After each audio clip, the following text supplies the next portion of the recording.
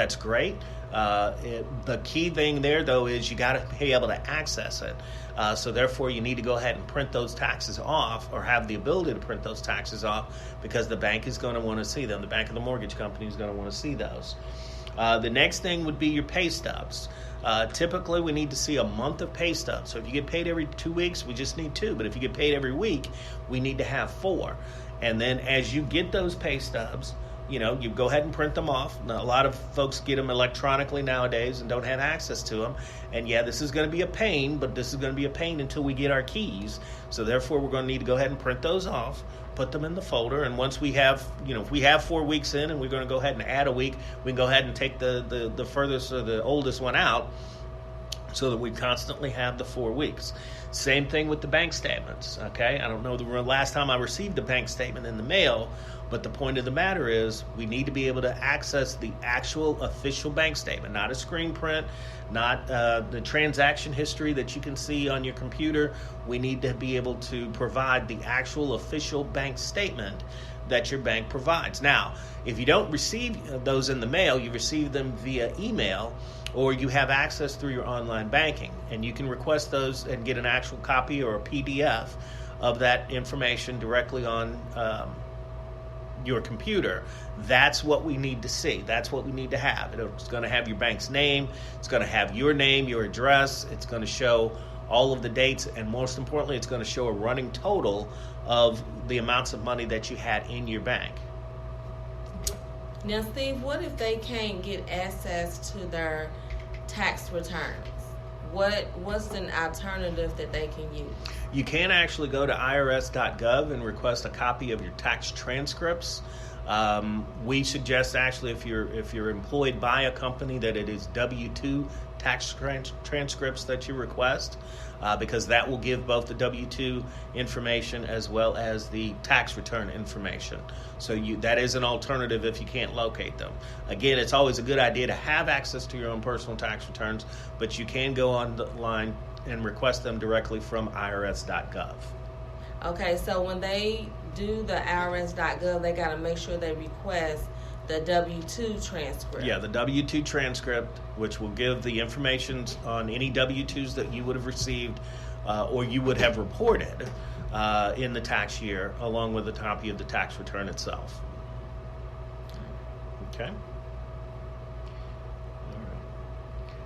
Last thing that I have is, and this is kind of the commercial of the deal here, promoting Republic Bank.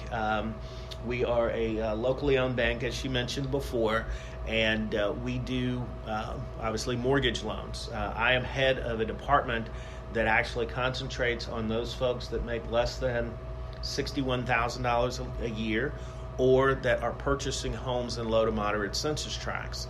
Our focus on that is based on units, so therefore a $17,000 home purchase is just as valuable to me as a $250,000 purchase would be to a normal mortgage originator.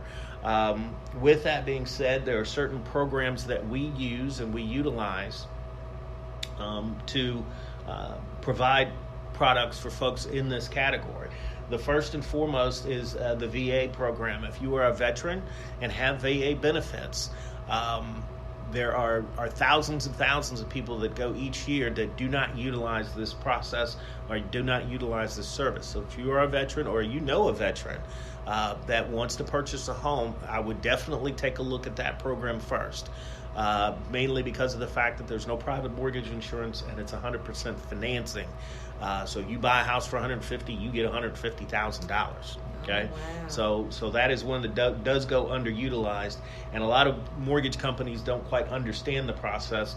We do understand the process, and we do encourage people to utilize that program if it is available. The second thing that we do is that we work very closely with the city's down payment assistance program. It is also an income-based program, and so therefore, it's not for everybody. It depends upon how many folks are in your household. So we encourage you to give us a call, and we'll talk about your situation individually. We also work with the Urban League. We help to teach some of their classes. It's a very good class because it takes you from start to finish on what it is that you're getting into. It's a lot of information over a 3-night period, but I ask people after they leave the class, and I ask every single person, was it worth it for you to come to the class? And we've been doing this for like 3 years now, and not one person has said, no, this is a waste of my time. I mean, you get a lot of information, you get a lot of good information, and that good information is stuff that you can use as you're trying to purchase a home. We do, as you mentioned before, we do work with the city's Section 8 program. It is a program that allows those folks that are on Section 8 to actually purchase a home as opposed to rental. I get some strange looks when I mention that to some people sometimes, because they're like, how can you purchase a home while you're on Section 8? Well, you got to remember the Section 8 program is paying money for you to rent, and oftentimes they can pay less money for you to actually buy.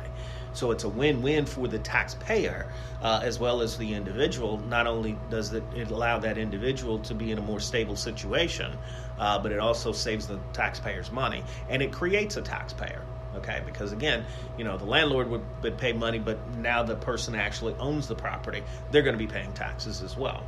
So that's another thing. And then again, like I said, the student loan program.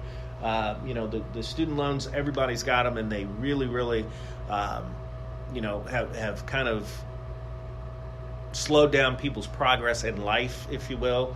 You get educated, you get out, get yourself a job, and now you've got these student loan debts. And, we've had situations where we've had people with $100,000 worth of student loan debt, but because they only paid $75 a month, we got to use the $75 a month as opposed to the $1,000 number that we would have to use on an FHA loan. So don't be discouraged if you have a boatload of student loans out there, because we can still possibly put together some things in there, right?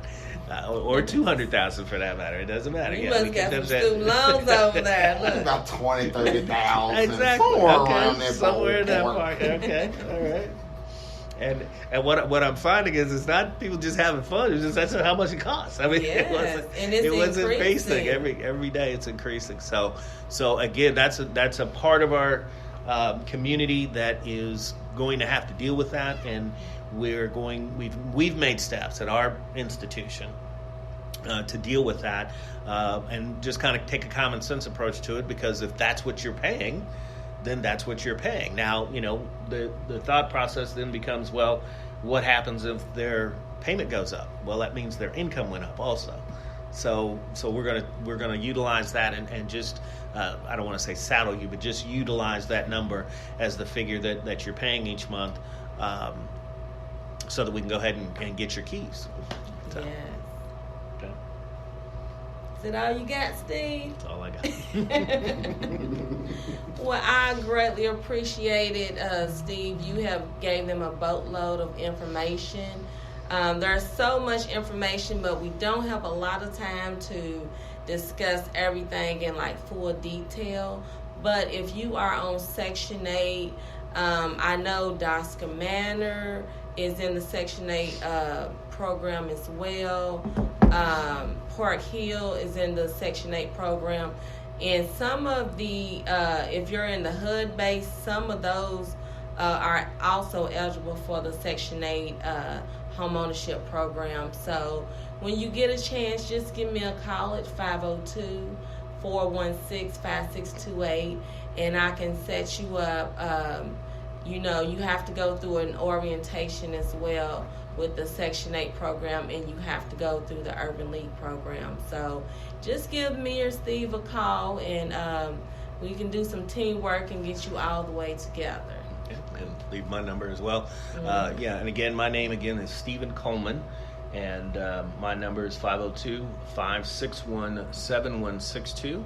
Again, that's 502-561-7162. Steve Coleman with Republic Bank. All right. Well, we greatly appreciate y'all. Y'all get some of that good weather out there and good food. No more leftovers, hopefully.